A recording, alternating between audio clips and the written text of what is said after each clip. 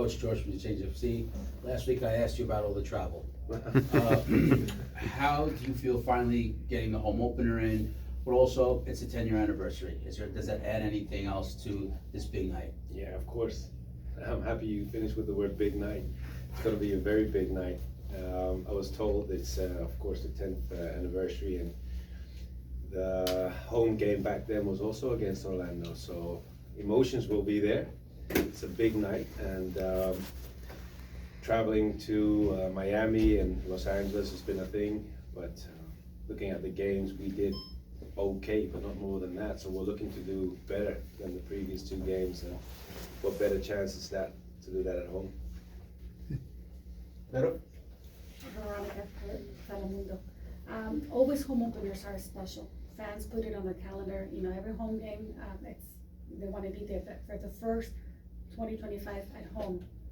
What could they tell you about the first game at this Yankee Stadium? What have you heard? Well, I had the pleasure to be at one fan event, what was it, 2 weeks ago? And they made it very clear what they expect from the team this season, not only in the home opener, but in general. So I sense that everybody's looking forward to this moment and wanting to see the team again and see if we're going to do better than the previous seasons, obviously.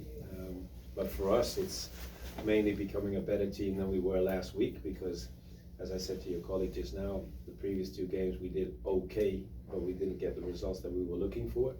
So it's a big opportunity for us, for our home fans, to do better. Scott?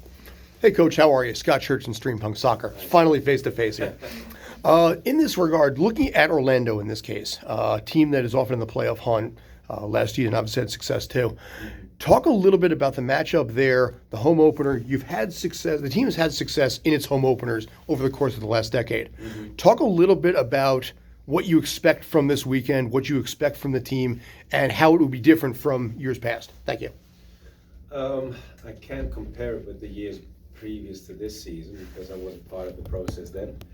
But we're looking forward to this game. The guys are really anxious to prove themselves again, and looking forward to this game in Yankee Stadium.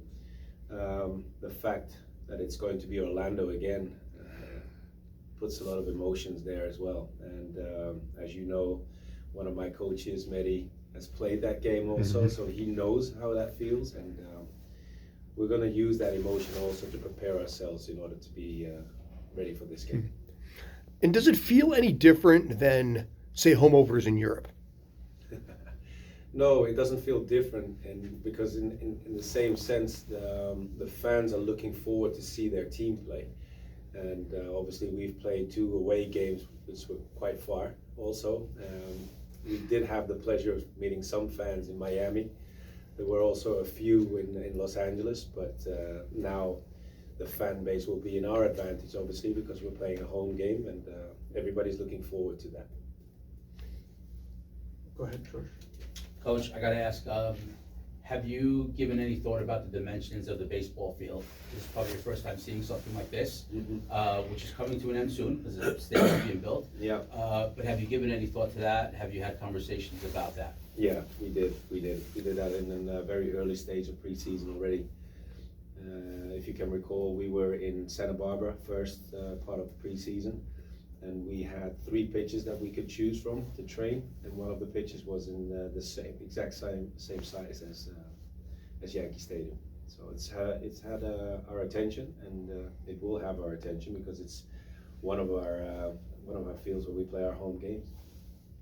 We're going to go into the Zoom. We'll start with Christian, followed by Alex. Christian, followed by Alex.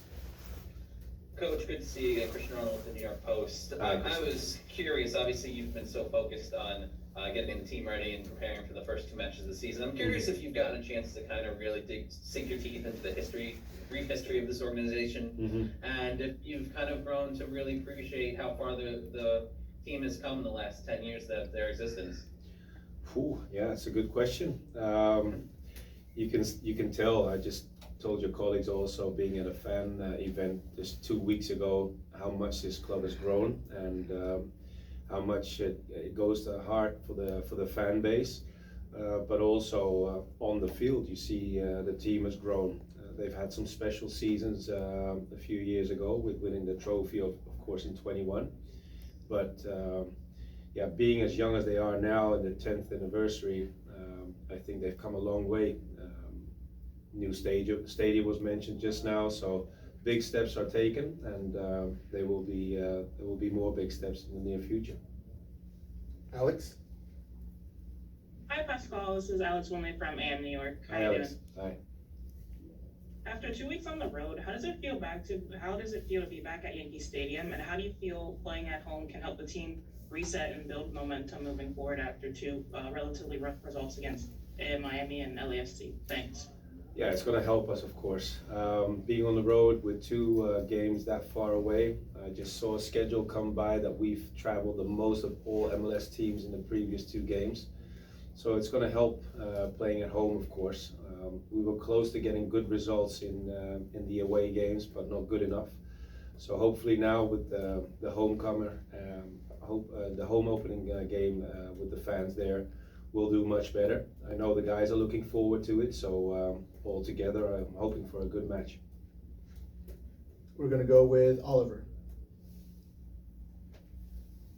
Hi, thank you. This is Oliver Strand with Hudson River Blue. Hi, Oliver. Hi. So you now have 2 league games under your belt. Mhm. These are still early days for your time in MLS, but I'm curious to get your impression of the league, of the players, of the nature of the play, of the facilities, and how it compares to what you experienced in Hungary and in the Netherlands.